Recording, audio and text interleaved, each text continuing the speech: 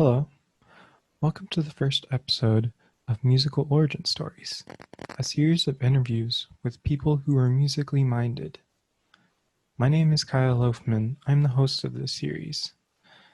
I am currently a graduate student at the University of Central Arkansas, studying for my master's degree in music performance on the tuba. By musically minded, or people who are musically minded, I I just mean people who are involved in the music industry in one way or another, either by being a composer, teacher, artist, maybe someone who's primarily involved in an industry outside of music, but they use their spare time to contribute towards the music world. I would like to interview as many different people in the music world because I've always found it interesting talking to different artists and people just about music and things. Um, but today's guest is Bernard Fleiss, who is a low brass teacher, primarily on the tuba. That's his primary instrument, and he's based mostly around the metro Atlanta area. I hope you enjoyed this interview as much as I did. So without further ado, thank you for tuning in. Here's the podcast. Thank you so much for joining me. Um, it's so great to see you again. We're now like 500 miles apart now. Yes. About. But how are you doing today?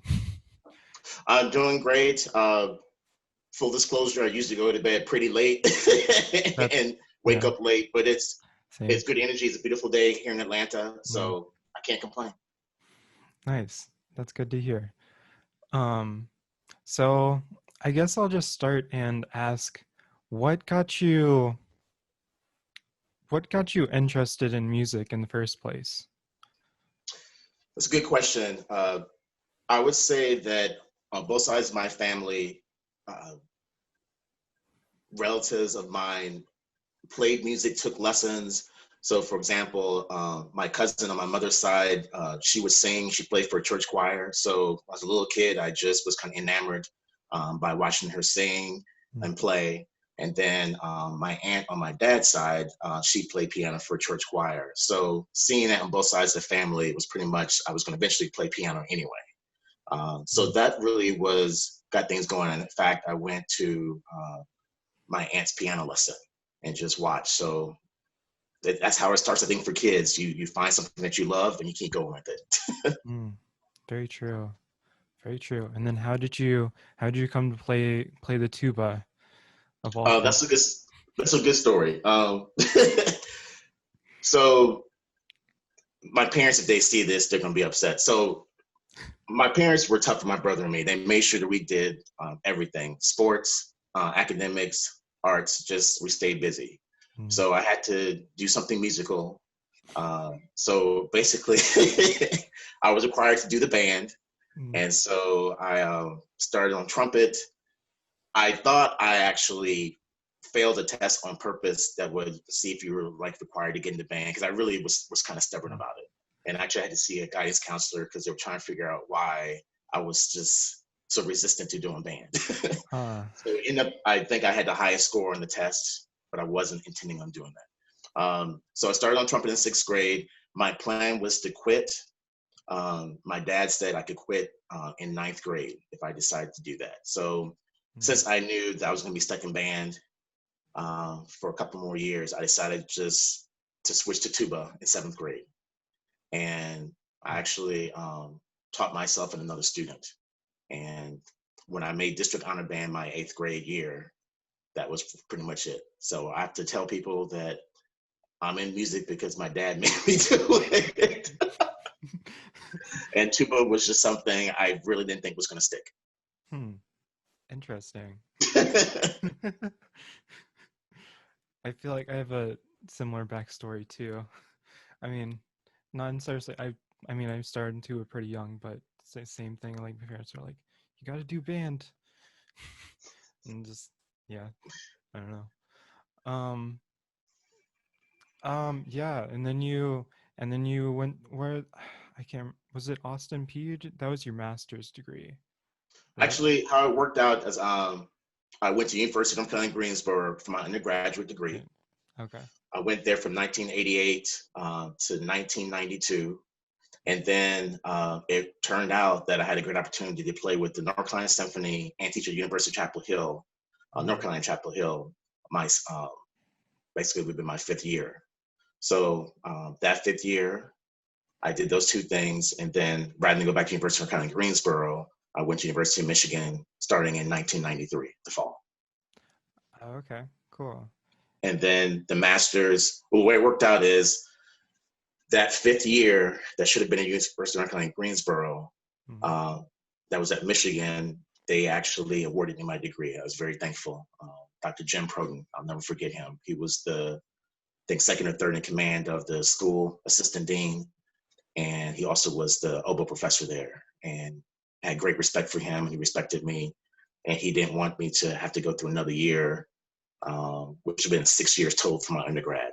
So got that degree uh, from UNCG, and then got my master's and postmaster's degree, which is a specialist in music, University of Michigan. Mm. Okay.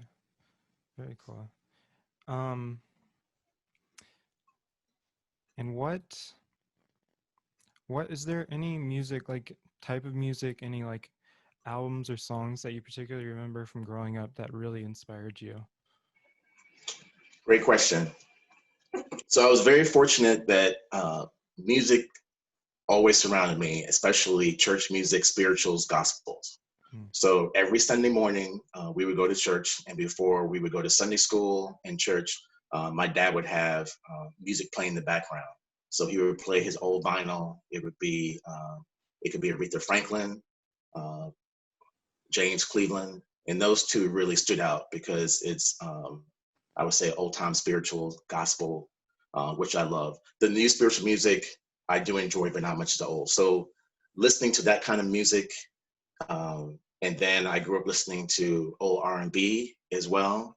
And I remember all this stuff is on vinyl. So you got Earth, Wind, and Fire, um, Smokey Robinson, The Supremes, Diana Ross, the list goes on. Mm. So listening to gospel music on Sunday and then other music. And then I found myself just listening to everything. Like I would play Hooked on Classics, and that's kind of dating my age. It was adding a click track, dance track to classical music. Oh, So I would be playing that music and dancing around our den in our home, and just so I just kind of played everything, anything and everything. cool. That's awesome. And then what? Because I know for a while, you've been wanting to be a the principal tuba player for a symphony. What really inspired you to want to go towards that? Yeah. All great questions. So I will say that at the beginning, it was during my high school years playing in a band. They were the North Carolina Symphony. They would tour the state. They're one of the few orchestras in the country, maybe the only one that toured the whole state doing educational concerts. So they happened to show up to my high school gym. The tuba player at the time, principal tubist, was David Lewis, who's a big figure in my life and was my teacher at UNC Greensboro. And I remember hearing the orchestra play. I was impressed, but I was just kind of overwhelmed by the whole experience. So for me personally, band was going to be it, and Mm. orchestra just seemed to be too much. So the focus was trying to win a military band job Mm, all okay. through college, through my undergrad. And I started to get more into orchestra, I would say my sophomore year um, in college. Mm. So with that being said, once I got an idea that I was pretty good at playing the tuba and actually I could make a difference in playing orchestra, being by myself, then the shift from winning a band job became more trying to win an orchestra job, or basically both. So I would say by the time that I got into some of the music festivals, there was two festivals, Brevard Music Festival and Eastern Music Festival. And I did that back to back. I think that was summer of 1990 and then summer of 1991. So when I got into Eastern Music Festival, I started to believe I had some hope from Brevard because my teacher at the time was Matthew Good, who's principal tubist at the Dallas Symphony. So I've always had these great teachers. I just didn't have the confidence. Uh, so then when I started my master's at Michigan, and my first professional audition was the LA Phil singing at tape, which was rejected.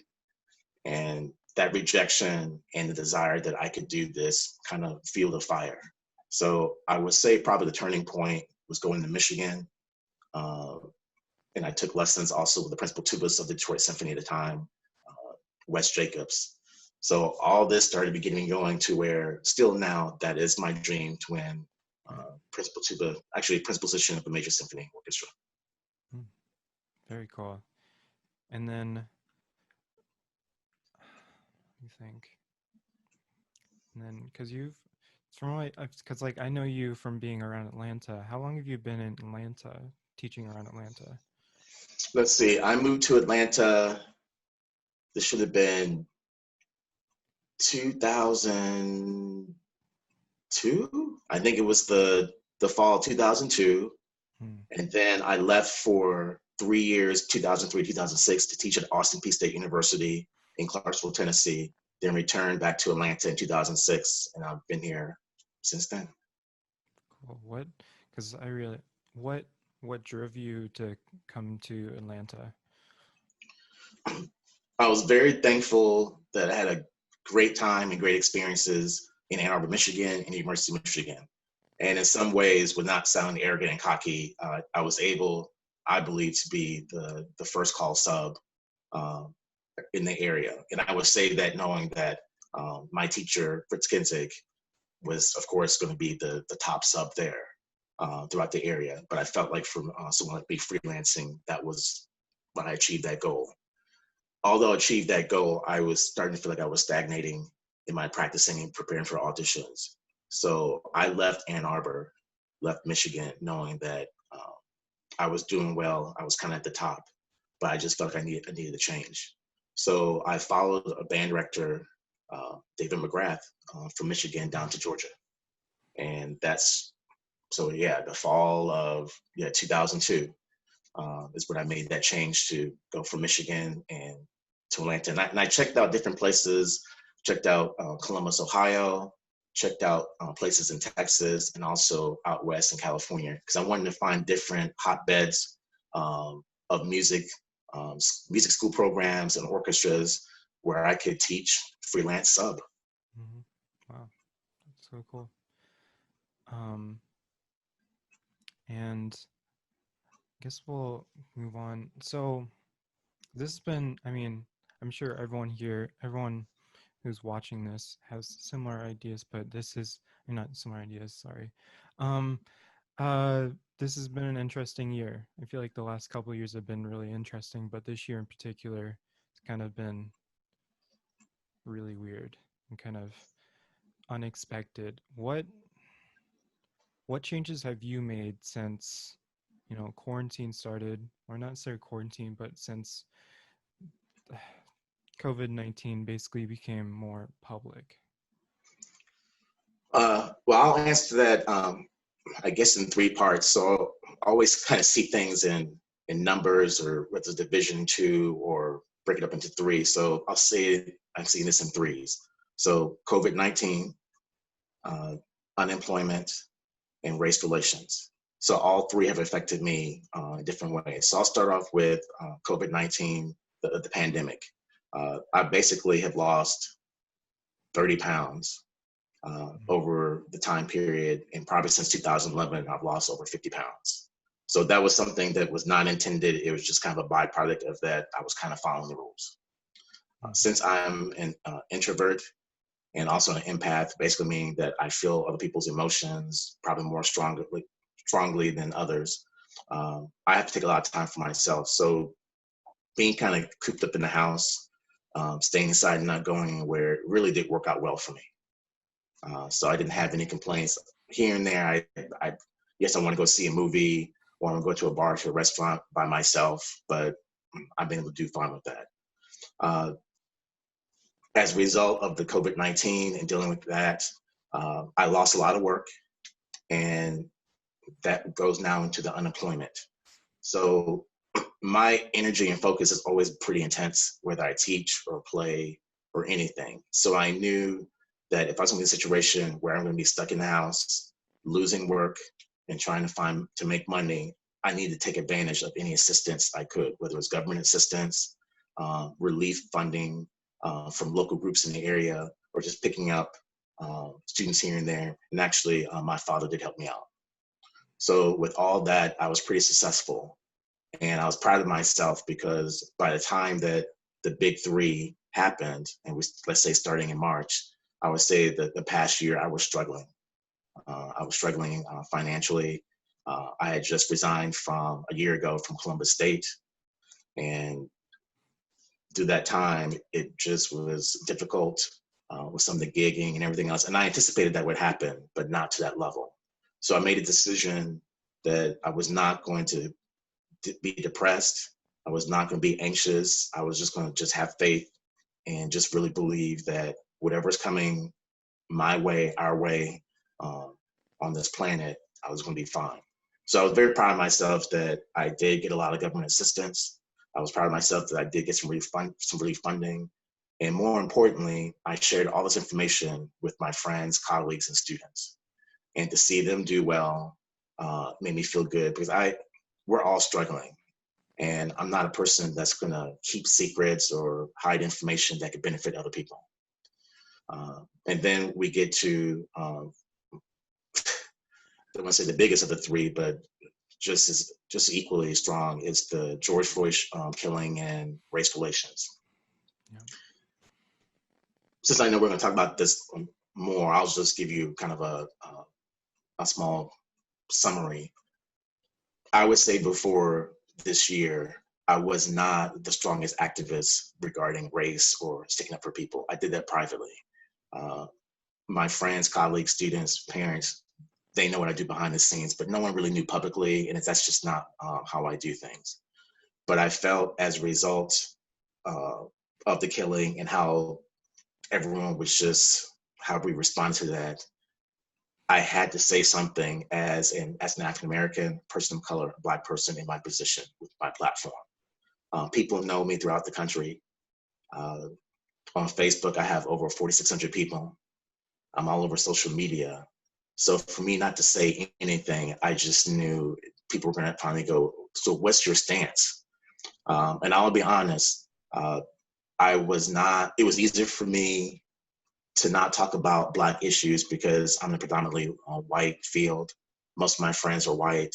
And to be honest with you, I just was nervous about speaking my mind, fear of retribution through gigs and losing friends and that nature. It really was just fear. After the killing, I decided I'm just being a coward. I'm not showing courage. And the people who are supposed to be in my life will be there. So I made a decision to be more outspoken. And I have spoken through social media. I've spoken through live video, any way possible to let people know that I do support Black Lives Matter. Right. Yeah, and I know you've done I've seen a lot of the videos you've made and a lot of the posts you've made talking about all the racial relations, and it's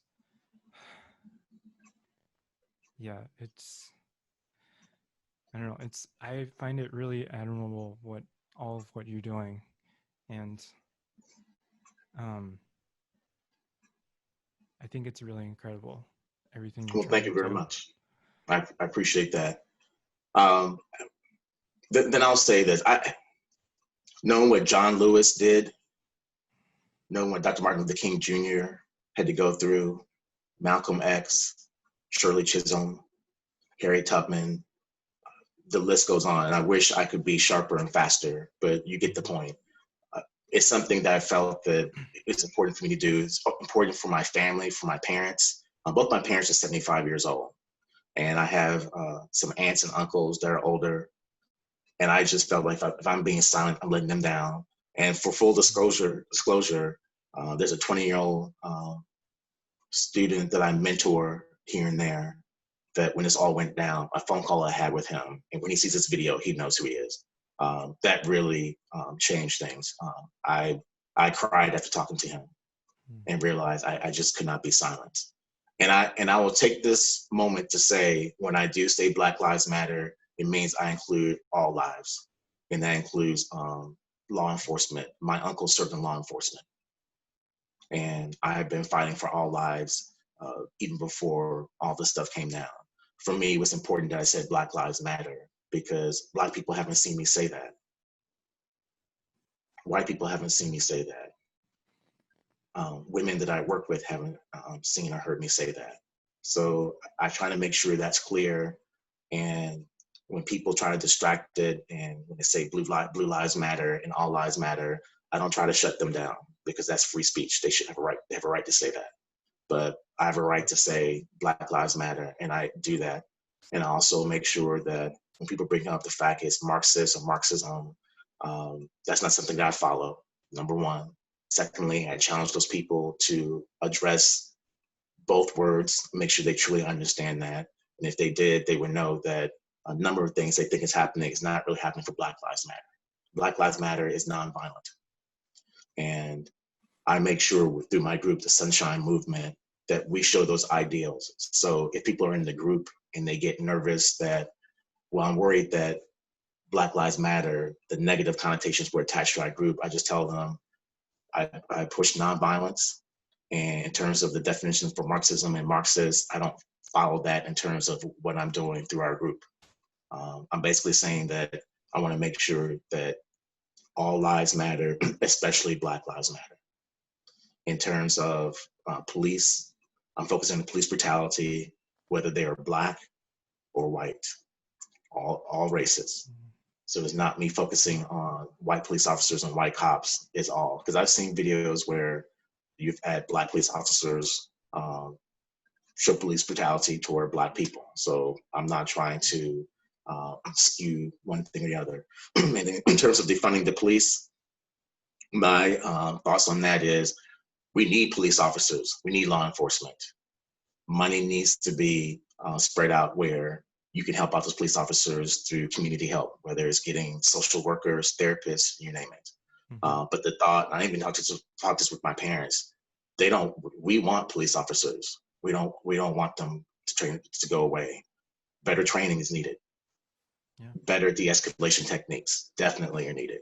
So I try to make sure that I speak the truth and I have information to back it up because we're trying to skew people's views and get off topic.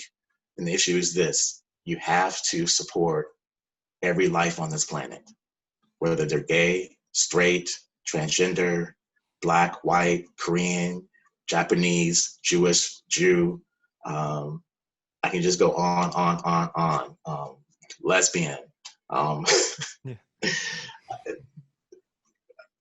I don't do it justice, but we have lost our focus. So I'm trying to make sure that through this group, we help everyone focusing on Black Lives Matter.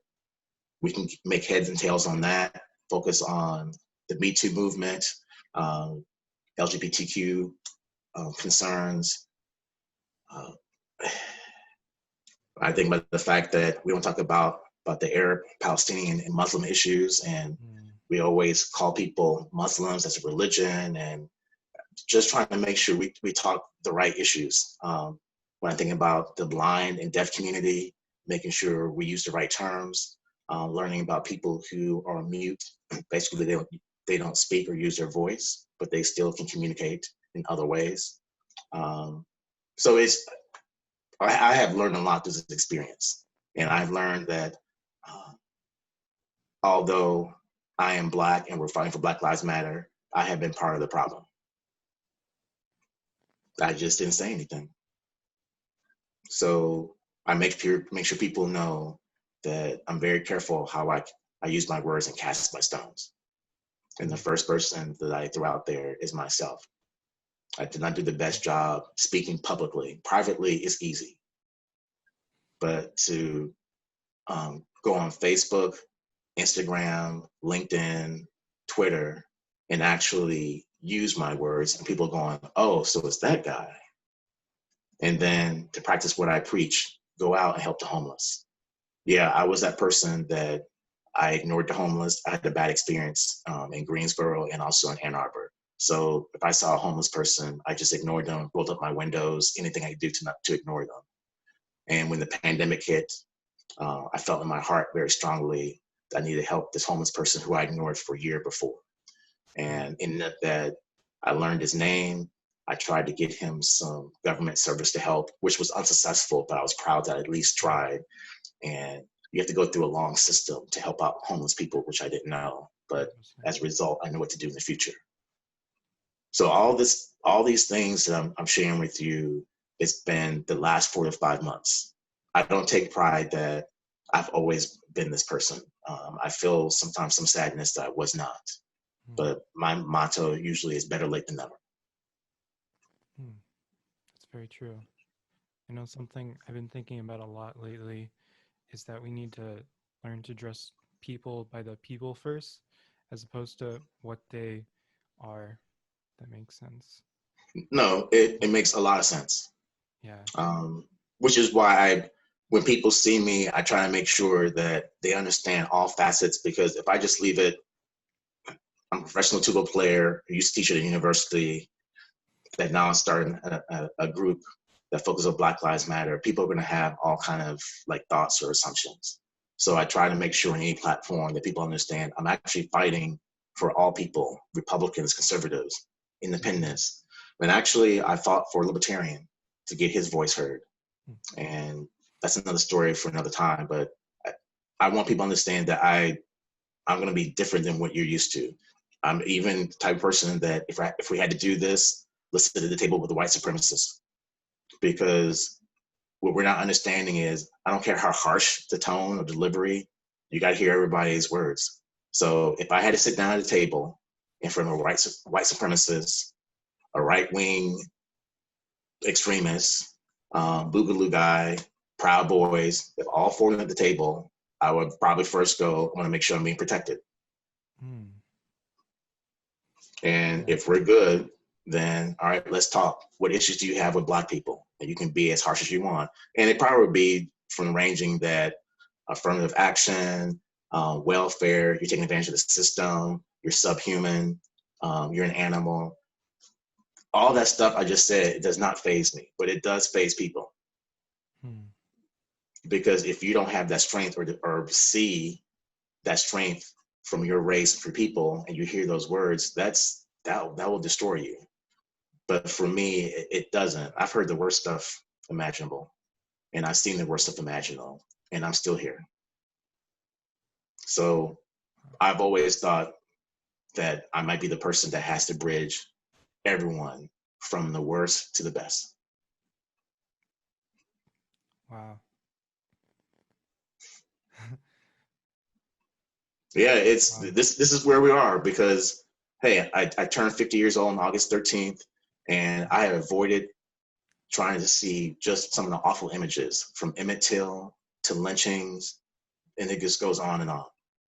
But once I made myself see the brutal history of white supremacy, oppression, I knew what I need to do. We just have to educate people that this has been going on. And I, don't get me started about Native Americans. Like I haven't talked about that. Mm. So right now, there needs to be great healing and support, but we have to know about our brutal history.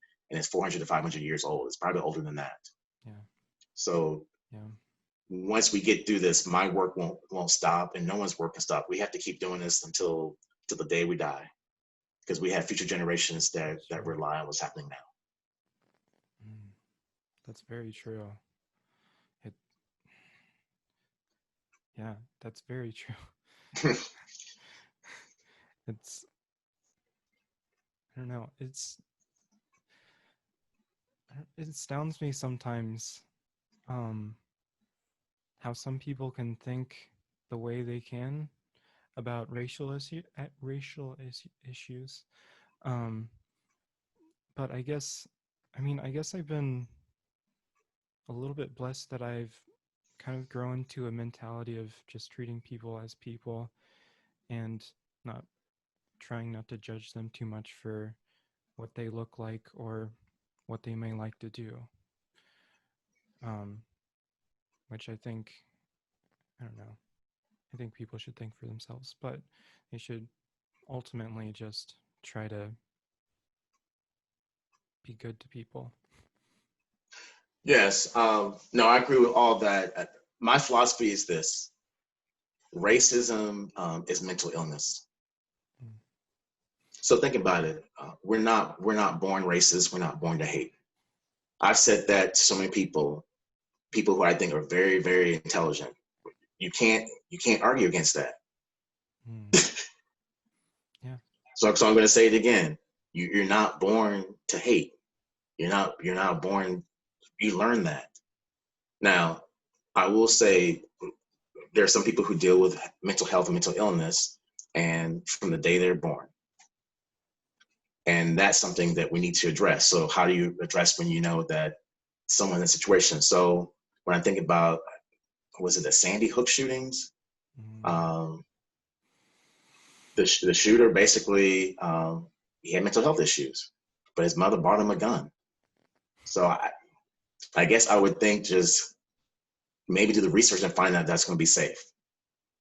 And to address in terms of you, like you were fantastic for me at Kennesaw State. And the thing that I noticed about you and some of the other younger students I taught is just the kindness and compassion. And this coming from mostly my white students. I didn't have many black students. So for me to say that is just going from the fact that I always expected maybe there'll be some resistance from color, and I didn't get a lot of that. But I think that this day and age, the generation, which is why they led the protests of all races in I would say the generations from 18 to 30, it's just that they do see um, a country, a planet where it's just uh, has all ethnicities and races, where we all are blessed by the diversity.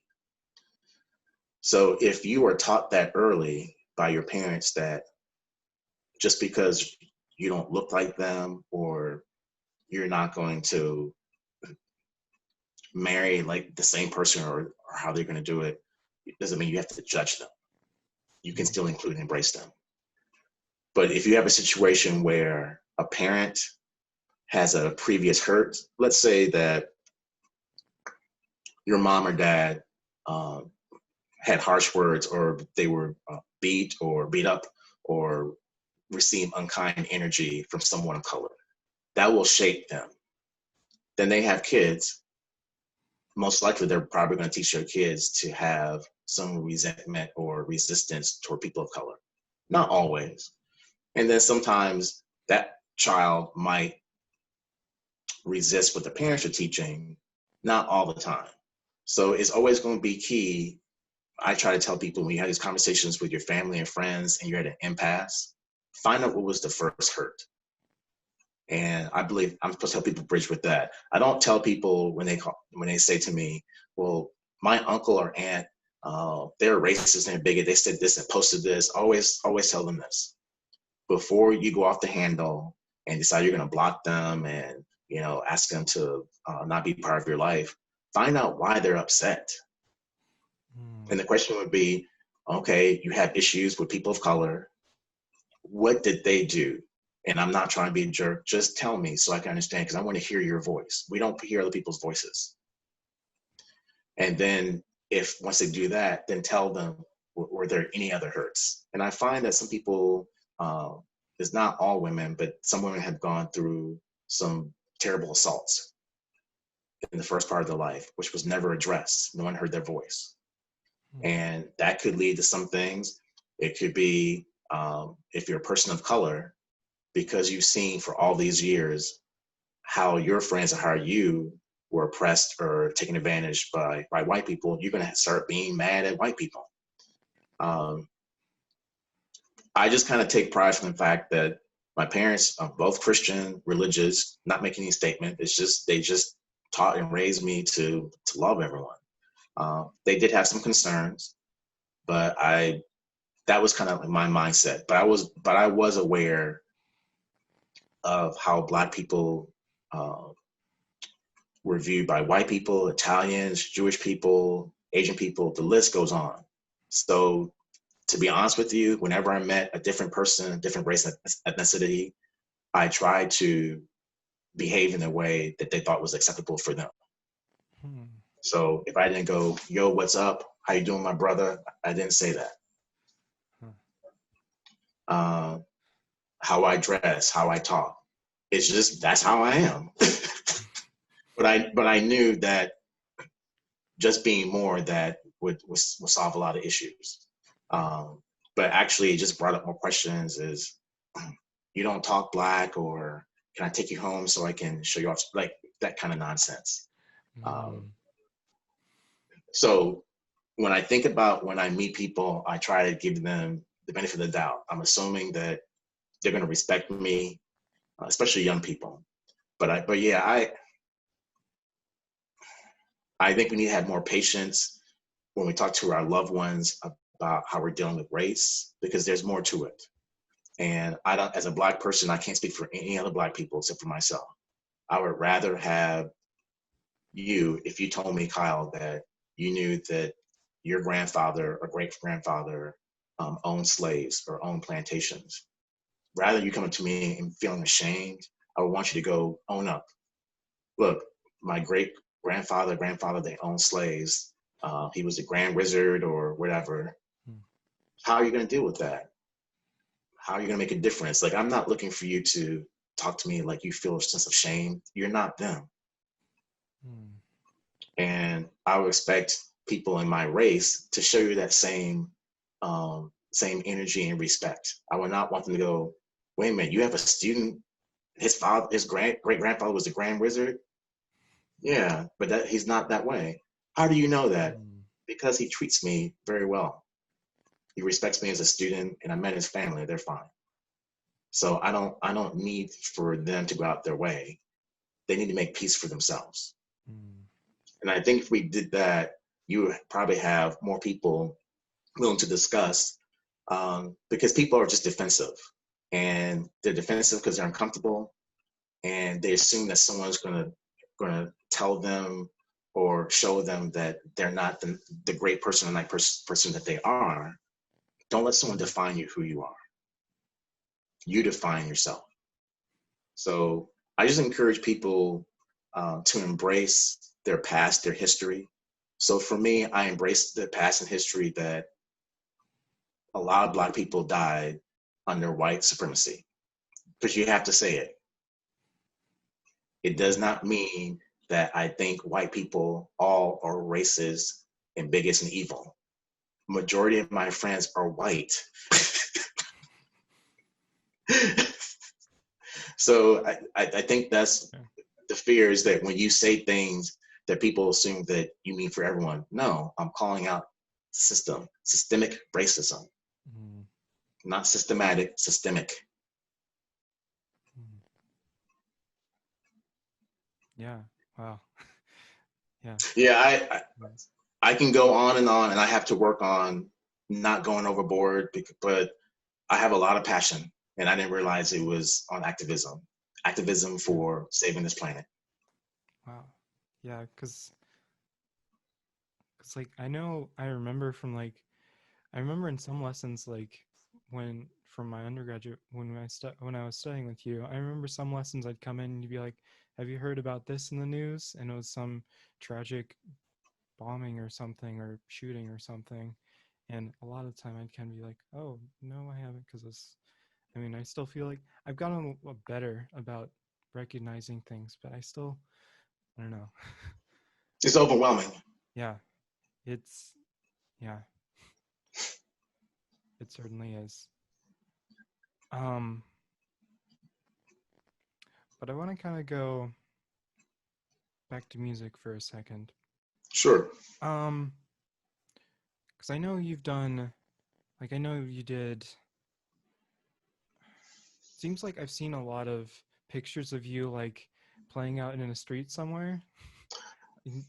So, when was what has led you to do that? Or yeah. When the pandemic hit, uh, a number of media outlets, whether it's through television, um, print, digital. Mm. We're trying to get ideas of the scope of how everyone is doing, whether it's different sectors, could be private sector, art sector, you name it. So in this case, being a musician, um, they wanted to know how musicians are dealing with the pandemic or surviving the virus. So there was an article in USA Today. They were asking for people to send kind of testimonials, videos what they're doing. I just sent it out just because I didn't think anything was going to happen. I just thought I'd do it for fun. So Mm. that led to an article in a paper, which went viral. And then people will see that, and then that leads to where you have another person that will contact you. So when I applied for this relief funding program, uh, drawing a blank, but it was in Atlanta, kind of like the Atlanta Arts Network. Mm. And I apologize, I don't know the exact name, so that's on me. Uh, but I did receive, I think, $500. Mm. So this particular group was going to have its 10th anniversary. So they hired a duo, a production duo, it's two women. Um, they were great. And they filmed different artists who received money to showcase the past 10 years. And they wanted to showcase a freelance musician. They thought it'd be cool to have a tuba player, just be a chair in the road, downtown Atlanta, Mm. walk to the chair, pick up the tuba and start playing.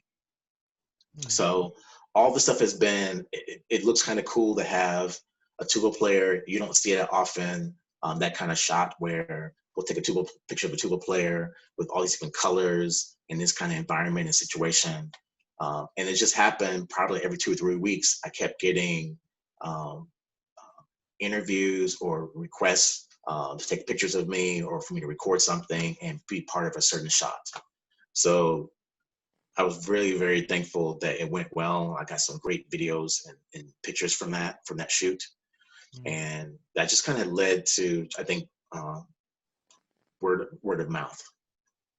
Yeah, very cool. And another question I have, what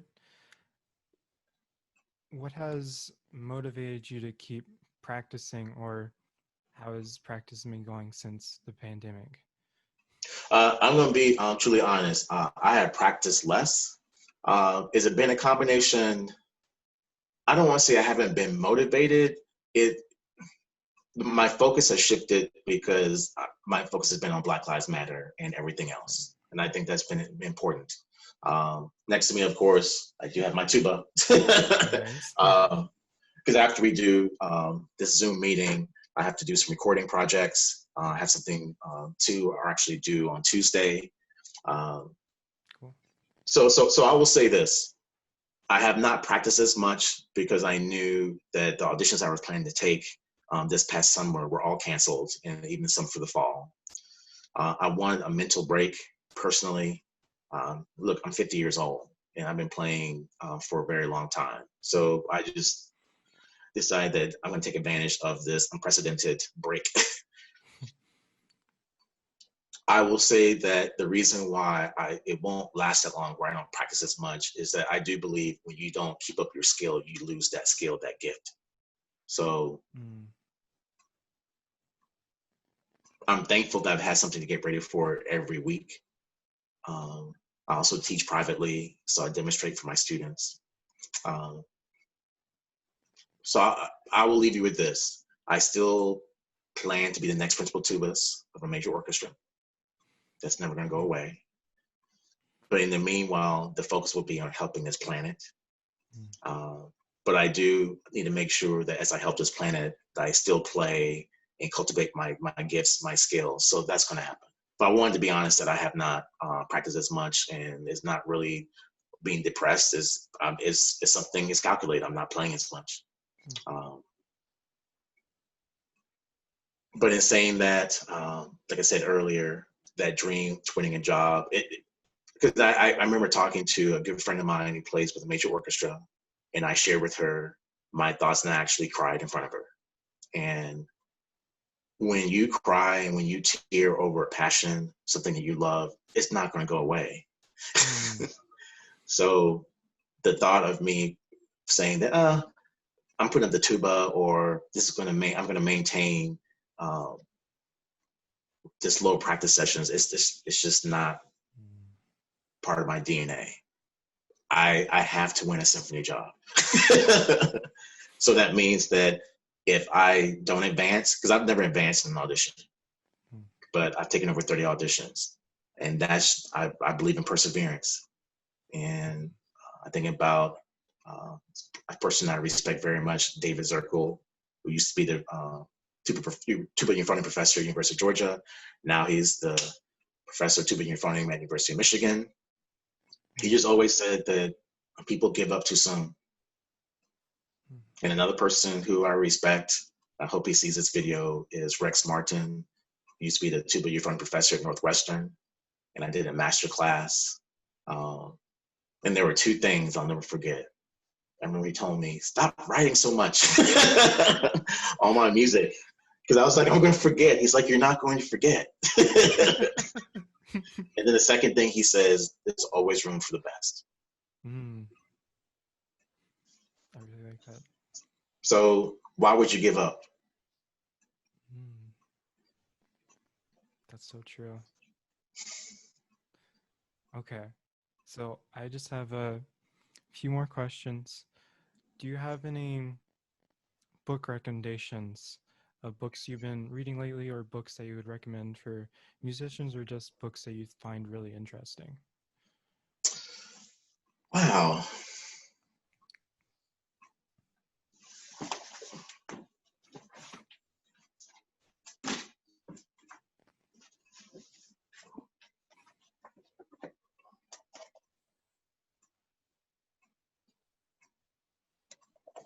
Okay.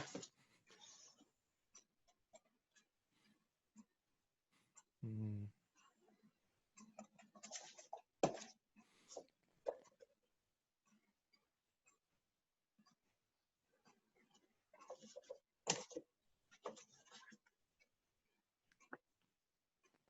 Mm. Okay. Um, I, there's so many great books. I'm basically into kind of like, I hate to say, self-help, self-awareness, philosophical kind of things. Actually, give me 5 seconds. Okay. There'll be links to the books that you just showed in the notes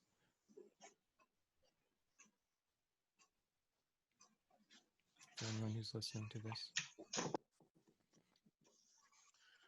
Sometimes to help me stay grounded, I just read anything that is going to be, it's going to challenge my mind globally. Mm. Think beyond locally, state, regional, national, even go beyond, think planetary. But you want to be that person that if I went to a different country, different state, different universe, different planet, and hopefully that'll happen someday. We can, if we don't know the same language, our energy can be the same energy. Mm. Mm. Okay.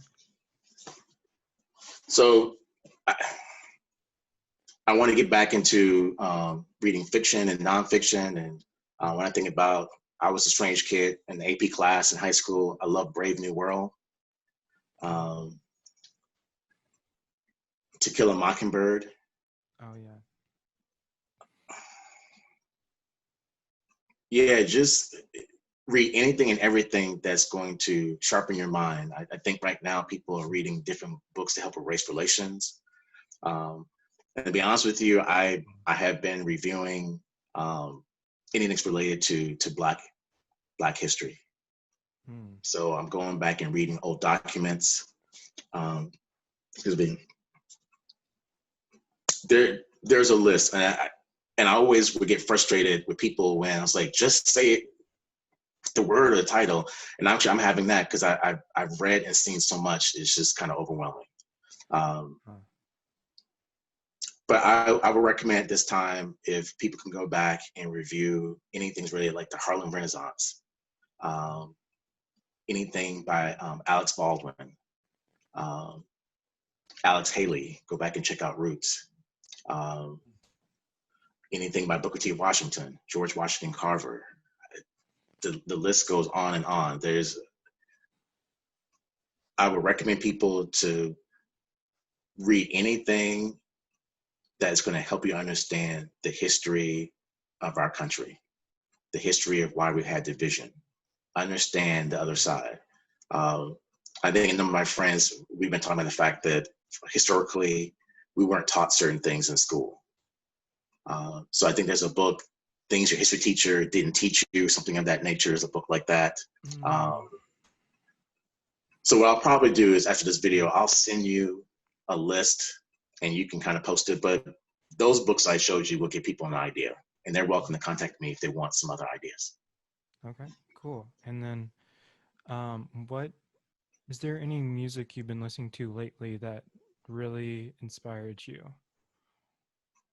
Oh my gosh. I've been listening to everything. Mm. Um, I do play gospel music, I think, a lot more than usual. And I've been listening to also African American performers in all genres. So I'll say I've been listening to the late great Reverend James Cleveland, gospel wise, and listening to his great choir that supports him. Um, listen to Stevie Wonder, Mm. Marvin Gaye. I've been trying to listen to artists from the 70s that use their music to talk about what's happening in the country during that current time period. Mm. Uh, I love the Beatles. Mm. Um, I would say listen to the music from the 70s genre. That's what I've been checking out a lot. Okay. That brings me, I was born in 1970. So when I hear that music, late 60s, most of the 70s, I feel very vulnerable, childlike. It takes me back to that era. Mm. Very cool. And then, where can people find you online?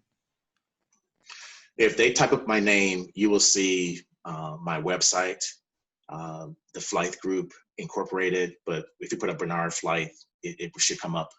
I'm on Facebook, Instagram, Twitter, LinkedIn, Snapchat. The list goes on.